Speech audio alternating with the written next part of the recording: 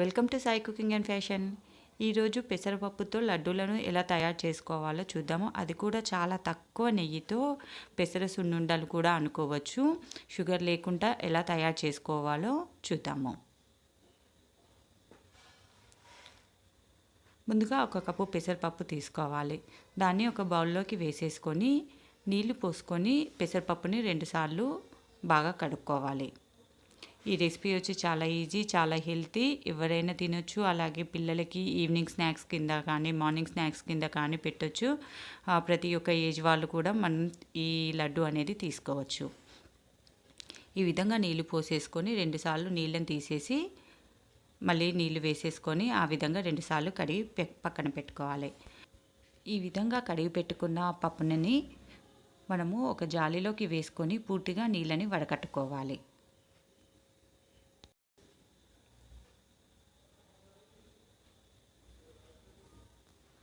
తర్వాత ఒక కాటన్ గుడ్డలో వేసేసుకొని దాన్ని బాగా తుడుచుకోవాలి. ఒక 10 నిమిషాల పాటు ఆరబెట్టుకోవాలి.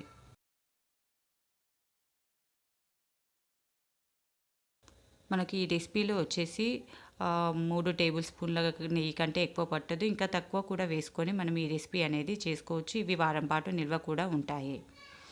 అలా తుడుచుకున్న తర్వాత మనము ఒక స్టవ్ ఆన్ చేసేసి ఒక ప్యాన్ పెట్టేసేసుకొని అందులో ఒక స్పూన్ నెయ్యి వేసేసుకొని మనము ముందుగానే కడిగి ఆరబెట్టుకున్న పెసరపప్పును కూడా వేసేసుకొని వేయించుకోవాలి. స్టవ్ ఫ్లేమ్ వచ్చేసి 2 నిమిషాలు ఆన్లో పెట్టుకోవాలి. ఆ తర్వాత మీడియంలో పెట్టుకొని మనము పెసరపప్పుని పచ్చివాసన పోయే వరకు వేయించుకోవాలి.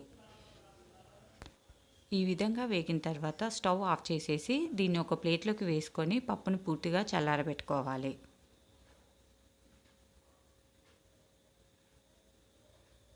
ఫ్రెండ్స్, ఇప్పటివరకు ఛానల్ని సబ్స్క్రైబ్ చేసుకునే వాళ్ళు, అలాగే ఫస్ట్ టైం చూస్తున్న వాళ్ళు సబ్స్క్రైబ్ చేసుకొని మరిన్ని వీడియోల కోసం పక్కన ఉన్న ఆల్ అనే బెల్ బటన్ని ప్రెస్ చేయండి.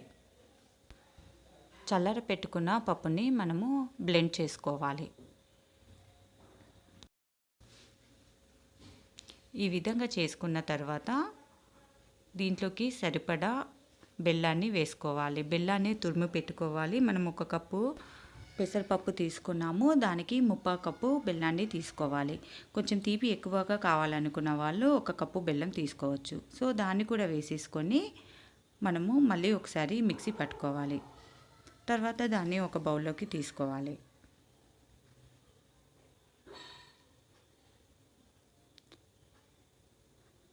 దాంట్లోకి మనకు నచ్చిన డ్రై ఫ్రూట్స్ వేసుకోవాలి. అలాగే ఇదే టైంలో కావాలనుకుంటే కొద్దిగా ఇలాచీ పౌడర్ కూడా యాడ్ చేసుకోవచ్చు.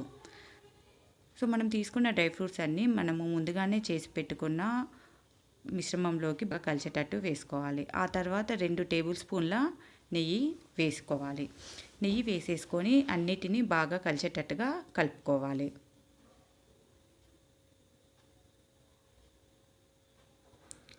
సో ఈ విధంగా కలుపుకున్న తర్వాత మనకు కావాల్సిన సైజులో లడ్డూలు అనేది కట్టుకోవాలి. ఇవి ముందుగానే చెప్పుకున్నట్టు మనకు వారం పాటు నిల్వ కూడా ఉంటాయి. సో ఇప్పుడైతే మనకు మూంగ్ దాల్ లడ్డు, పెసరపప్పు లడ్డు అనేది రెడీ అయిపోయింది. చాలా సాఫ్ట్గా కూడా ఉంటాయి. మీకు ఈ వీడియో నచ్చినట్లయితే లైక్ చేయండి, షేర్ చేయండి. Thank you for watching.